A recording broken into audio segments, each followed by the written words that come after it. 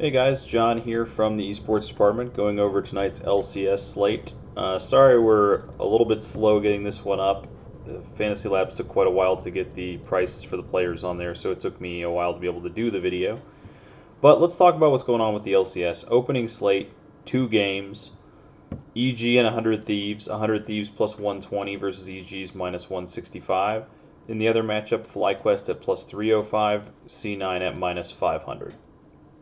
The first matchup, 100 Thieves and EG. I think this matchup, EG should have gotten better in the offseason. In theory, Kumo should be a little bit better. It's still a very heavily dominated matchup in the top lane by 100 Thieves. The mid lane is equally heavy towards Evil Geniuses.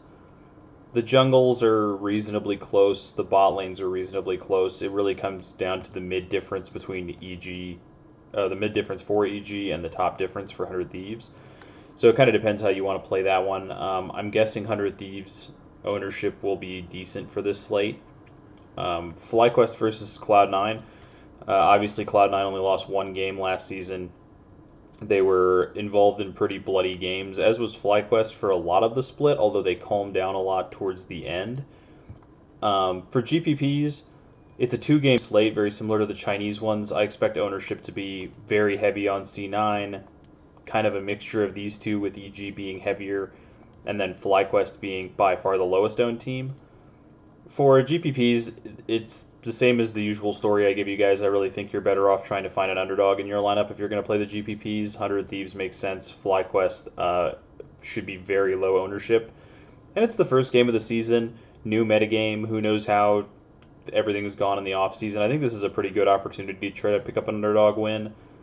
That said, C9 and EG are both definitely like very realistic favorites in this matchup, and there's not a lot of reason to think that either one of them would lose.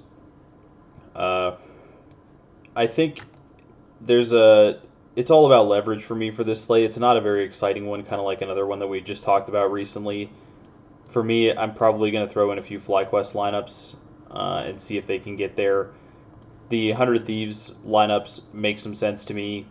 Let's see if there's a decent combination that you could maybe look at. I think downgrading to mid captains, since this is a best of one slate, or even trying to find a game stack in there somewhere maybe.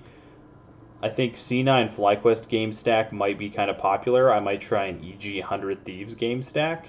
It doesn't project as well, but like I said, FlyQuest slowed down towards the end of last season. It's possible they're going to come into this season even slower. Cloud9 might be a little slowed down this season, and this one has a lot of potential to be kind of a slobber knocker, I think, EG versus 100 Thieves. That game could go long and end up with some pretty decent scoring. So there's another way to maybe get some leverage in EG 100 Thieves game stack. I don't think I would try the FlyQuest Cloud9 one. I think you'll see that be kind of popular because the projections lean that way. Looking at possible cash lineups, let's see what we can find here. So in theory, from the projections, Cloud9, if you're going to play Cloud9 and Evil Geniuses, Cloud9 is going to be the higher scoring team in general. So let's try Jungle Captain first and just see if that is a thing. Both top laners project pretty badly. EG-C9. Smallest advantage for C9 is support, actually. So you could get Zazel and then fill it out with Cloud9. Is that something that's going to fit?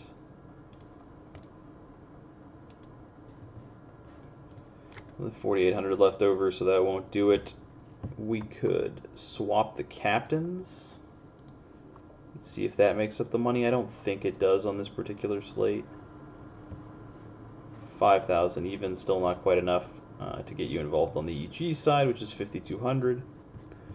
Can we save some money elsewhere? Blabberin's Ven. What's the difference at the other positions? The next best position for Evil Geniuses would be 80 carry. At 80 carry, you're getting a 400 savings. At support, we were already getting a 400 savings, so that's not going to help us. At mid, you're getting a 400 savings, and in the top lane, you're getting a 400 savings. So it looks like you may have to go with the 3-3. Let's see how it optimizes. Oh, I didn't take out the teams. Interested to see how the optimization will play out on that one. Let's see. It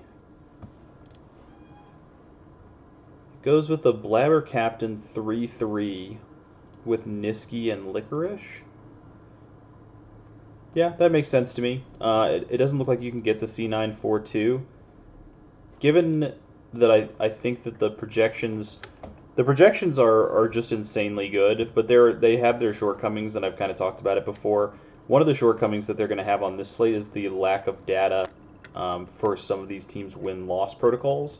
So you guys might have noticed that if you're looking at FlyQuest on this slate, FlyQuest, their numbers are just through the roof. 36.5 for the jungler, 43.5 for the mid laner, 40.16 for Wild Turtle. Very big numbers for all those guys. A lot of that comes from the fact that Cloud9 just didn't lose very many games last season, and so the model has very limited data on what happens when Cloud9 loses. It's going to bump up the numbers for FlyQuest, and then that has some other effects within the model as well that could lead to possibly it seeing this game as being higher projected than it's supposed to be. So you could try a 4 Evil Geniuses lineup if you kind of believe the narrative that I was talking about earlier, that possibly this game could be a little tighter than this one. Cloud9 might just run FlyQuest over in like 20 minutes. I don't think FlyQuest is going to be as good this season as they were last season. And so even though I don't think Cloud9 is going to win the league, I still think it makes some sense that this game could just be kind of a run over. I don't see any decent way to get a 4-2 using Cloud9. So if you can't get a 4-2, then a 3-3 makes the most sense. I don't see any way you can save more money than that. Yeah, as soon as you upgrade here, then you're down to 5 again. Yep, I don't see a way to do it with Jungle Captain. You could try, what's the difference between the tops? The tops are so low projected on this slate, nothing to be done there. The support's also much lower than the jungles, so it just makes too much sense to go with a 3-3. I think I would probably just trust the optimizer, given I put a lot of faith in the optimizer. Oh, yeah, it wants FlyQuest. I can take the back out of the lineup again. Honestly, the optimizer is just way smarter than me, so I just generally trust it if it's telling me to do something, and it looks like it leans towards that 3-3 with Blabber, Licorice, and Niski with Svenskar and Bang and Zazel. That makes a lot of sense to me. It's probably a very small edge slate when it comes to cash games. Most people should be on C9 and Evil Geniuses. Most people will figure out that you can only get Jungle Captains with a 3-3, which leads probably most people to being on a 3-3, and then it's just kind of about which combination of 3-3 you have. Pretty small edge slate when it comes to that. Once again, when it comes to GPP, I think it's probably not a reasonable edge slate there either. It's not like I think 100 Thieves deserves to be a favorite and you can just jam in a million 100 Thieves lineups. I do think you'd be decently off playing some FlyQuest lineups, even though I think Cloud9's likely to run them over, just because I think their ownership will be absolutely through the ground, given how good Cloud9 was last year, and a lot of people that started playing with the boom only just started right when Cloud9 was doing this run, so they've basically only seen Cloud9 win their entire time watching League of Legends. Doesn't give them a lot of reason to think that they're going to start losing now. So I think that makes a lot of sense to try to get some FlyQuest in the GPPs. I'm sure I'll do that. FlyQuest EG, I'm sure you can fit them. I'm sure you can fit FlyQuest with anyone with an 80 carry captain. I'll just double check it, but I just can't imagine that's not the case with how cheap FlyQuest has to be on this slate. Wild Turtle and Bang. And let's see, I'll play the most expensive version of that lineup just to be sure.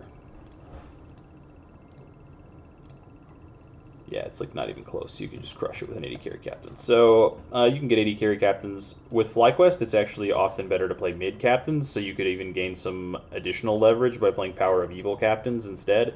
We do have Power of Evil expected to outscore Wild Turtle, which I believe is correct. So you can get some additional leverage by having Power of Evil captains instead of Wild Turtle captains if you decided to play FlyQuest. When it comes, let me just make sure I'm not missing anything when it comes to 100 Thieves real quick. They have a super close projection between mid and 80 carry, and we have seen mid do very well so far this year. I think mid captains have overperformed thus far this year. It's probably metagame related, so Ryoma captain is a way you could maybe get a little bit of leverage. If there was a way for you to get a mid captain using Cloud9 and EG, that would be a great way to get leverage as well, but I don't think there's going to be a way to do that. Someday, if you wanted to really go for some lower leverage, you could play 100 Thieves in Cloud9 with Someday Captain or with Licorice Captain. Top lane is not huge at the moment, but both of those are guys that definitely have the ability to completely go off. I wouldn't run the support captains for the slate, not the right kind of supports. But top captains, if you were playing a huge field thing, I think top captains are reasonable. In best of one, those kinds of things work out significantly more often than in something like best of three, since they only have to have one really big game. You just have one game where Someday scores 50 and the rest of his team scores 30, and all of a sudden it doesn't even really matter what Licorice does. Someday Captain will be optimal. So those are good ways to try to gain some leverage in GPPs. Probably the best you can do today, I think.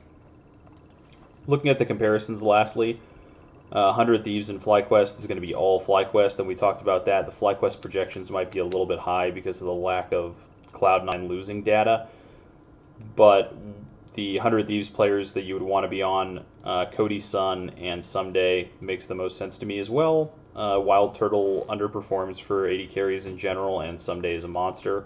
The other three, Power of Evil and Santorin, that mid-jungle duo is very strong, and Ignar is definitely a far above average support. 100 Thieves in Cloud9, a bit of a mixed bag. 100 Thieves at AD carry and mid.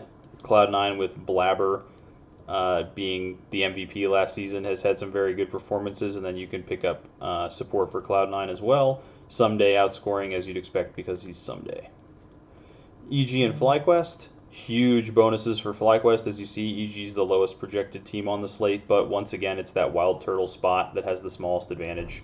Like I say, no surprise there. When you have a team whose AD carry underscores their mid, then usually other teams' AD carries are going to project pretty well against them. Lastly, EGC9, and it's the same thing. EG is the lowest scoring team on the slate, but Zeyzal only just barely pips out at support, so you can move over to C9 support as a play there. And we see that in the way that it builds the optimized lineup. It gives us the top half of the map for Cloud9 and the bottom half of the map for EG, which makes sense to me. Bang and Zeyzal can definitely have pretty big games if things are going right for them. So, not that exciting of a slate, given that I'm, about 15 minutes away here from starting the LEC Championship slate. I'm definitely got my eyes on that at the moment, but just another not so exciting slate. These 2 gamers are really hard to get into once you start getting these 5 gamers going, because the 5 and 4 gamers are just so much better value, so much bigger edge.